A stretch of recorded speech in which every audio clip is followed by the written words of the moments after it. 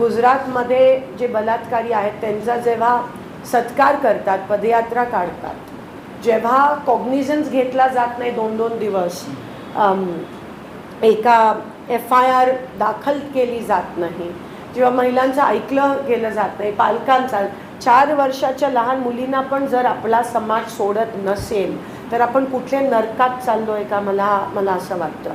आणि मग स्त्री जन्माचं आपण स्वागत करतो, स्त्री जन्माचा आपण साजरा करतो, पण मग म्हणूनच स्त्री भ्रूण हत्या होते. कारण कदाचित असं असेल का की स्त्री भ्रूण हत्या त्या कारणासाठी होते कारण का पुढे जाऊन मुलीचा असा अपमान नाही व्हावा म्हणूनच मुली नकोत, अशी मानसिकता आपण मागे जात चाललो आहे का. ह्या सावित्रीच्या महाराष्ट्रात, त्या जिजाऊच्या महाराष्ट्रात, या रमाईच्या महाराष्ट्रात, अहिल्याबाईच्या महाराष्ट्रात आपण पुढे जातोय का मागे जातोय समाज म्हणून, हे आपल्या सगळ्यांना आज वडील म्हणून, पुरुष म्हणून आपल्याला आता आत्मपरीक्षण करण्याची वेळ आली आहे.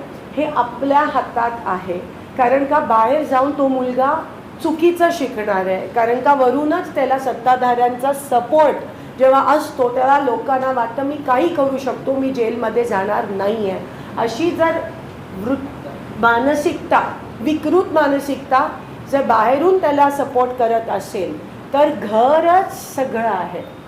घरातूनच मुलगा शिकू शकतो, घरच आपला सेफ झोन आहे.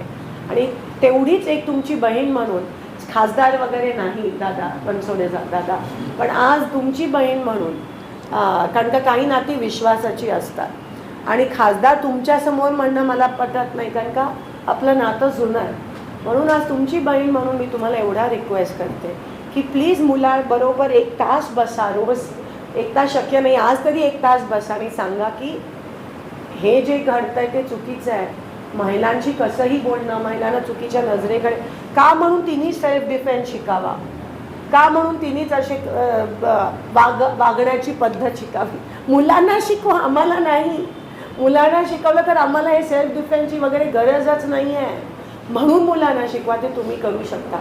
कोणतेही टीचर, कोणतेही मंत्री, कोणतेही खासदार, आमदार तुमच्या घरात येऊन नाही शिकवू शकत तुमच्या मुलांना, जेवढं तुमचा इम्पॅक्ट असतो. म्हणून एवढी मी विनंती करते, तुम्ही ह्या परिवर्तनात मला साथ द्याल, अशी मी एक महिला, आज महिला खासदार आत्ता म्हणते, तुम्ही मला साथ द्याल एवढीच विनंती करते.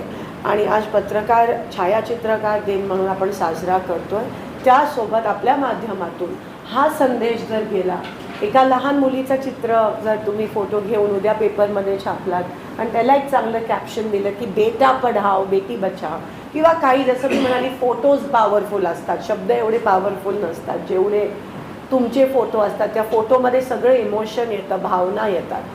तेवढं जर आपण केलं, एक दिवसातून, आठवड्यातून 1 दिवस जर आपण त्या मुलीसाठी डेडिकेट केला आणि त्या मुलाला मनात ते उमटवायचा त्या फोटोच्या माध्यमातून जर प्रयत्न केला तर त्याचा खूप मल्टिप्लिकेशन इफेक्ट होईल, ह्याची मला खात्री आहे.